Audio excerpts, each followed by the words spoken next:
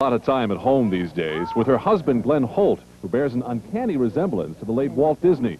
Their home is filled with reminders of how 35 years ago a pair of ears put Annette in the spotlight. Roll call! Annette!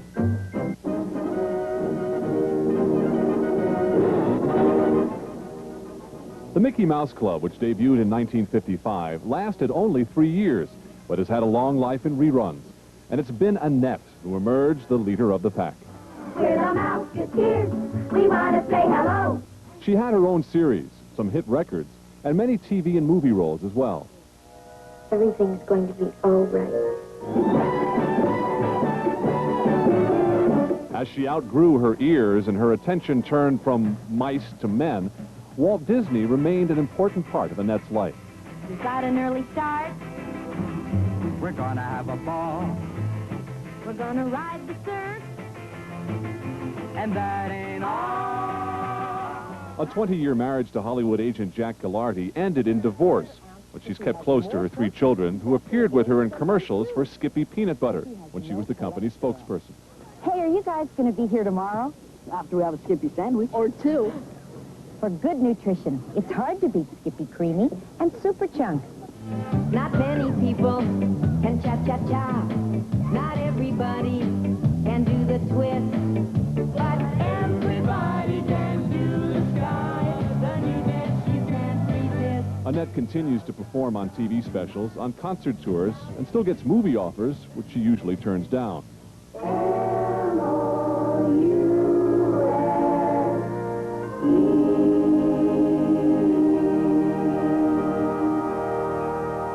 You will probably forever be remembered as Annette, as the Mouseketeer, the favorite Mouseketeer. Do you have any problem with that? Not at all. Not at all. As I always say, I owe everything to those ears. I mean, I really do, and to Walt Disney. And if you're wondering where my ears are, they're bronzed over there. Okay. And in plexiglass. I mean, they mean a lot to me. And, you know, they were very, very expensive. And we kids carelessly would take them off and lay them down somewhere. And members of the crew, I guess, would take them home for souvenirs. And they came out of our paychecks, believe it or not. And they were about $50 back in those days, you know. How did you get the job? Well, it was really a fairy tale story, as everything that I did at the studio. Really, unannounced, Walt Disney was sitting in the audience. I was dancing a little school recital, and I had the lead in Swan Lake. And he saw me dance and called the dancing school where I was taking lessons and invited me to audition. And they had, I was told, 10,000 kids auditioning. Out of that, they were to choose 24, and I was the 24th. I was the last one. You got a lot of fan mail back then, didn't you? Yeah, yeah. What kinds of stuff? What were people saying? I got letters from young girls wanting to know about makeup and hair, and young boys that wanted to marry me. And did you get mine, by the way? I was one of them. No. Oh, yeah. Well, I was sending letters to lots of people, but you were, yeah, you were... Is that right? Oh, yeah. I mean... Did you send me a ring? No, I didn't like send a make-believe engagement ring? Because I have a box that I have saved of engagement rings. How many? That people sent me.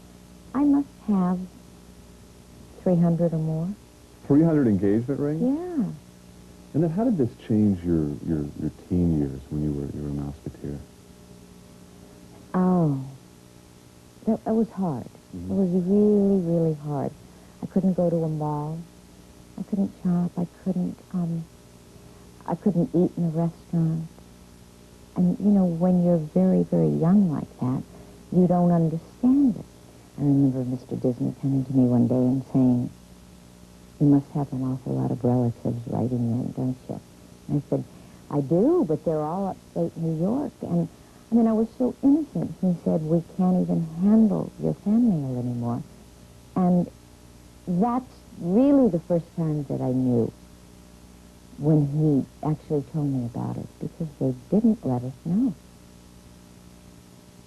Why do you think they didn't want you to know? They didn't want there to be any jealousy or have really hard feelings, you know.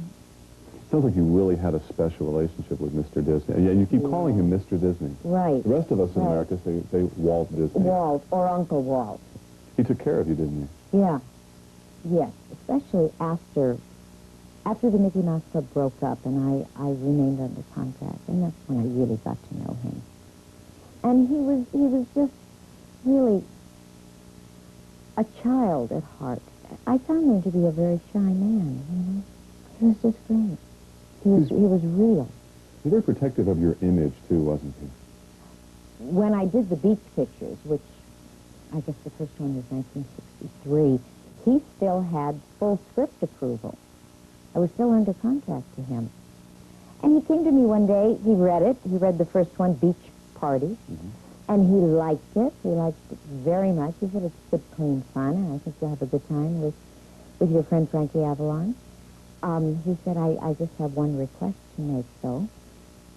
Would you mind not wearing a bikini? And I said, okay, that was fine. That was fine.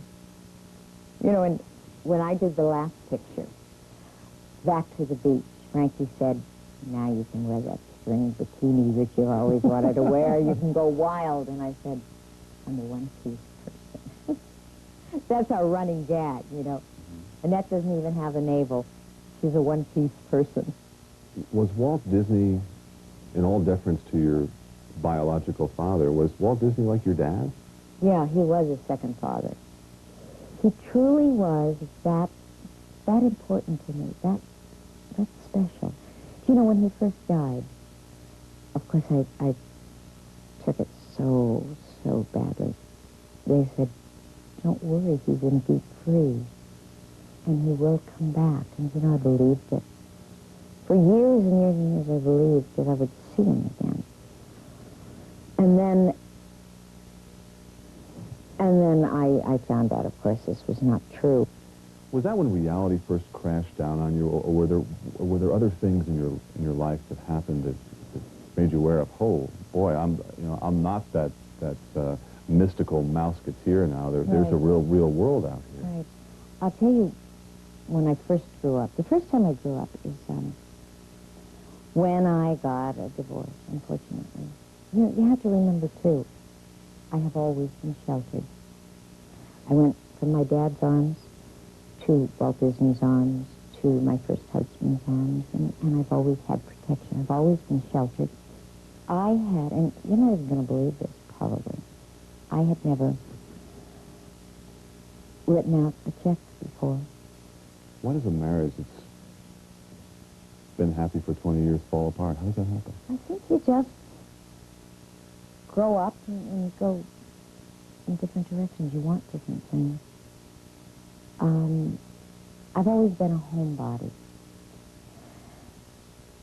I am most comfortable when I'm home, and I like entertaining at home, and I like being home. And my ex is one of the best agents in town. I mean, he really is one of the finest.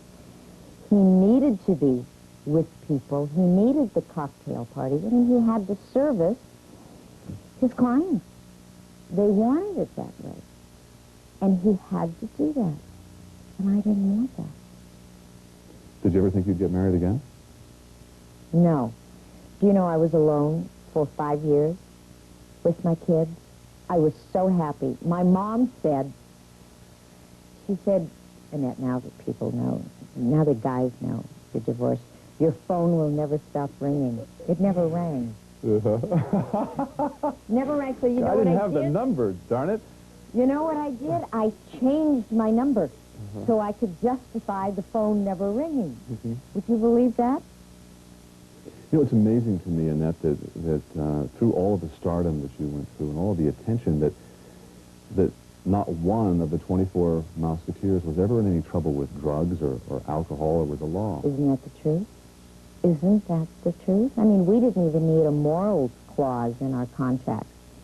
It was family. You know, you go to the studio in the morning and you walk down Mickey Avenue and you make a right on Dopey Drive to our stage 3, and was great. In fact, Frankie said, "You still live there, don't you?"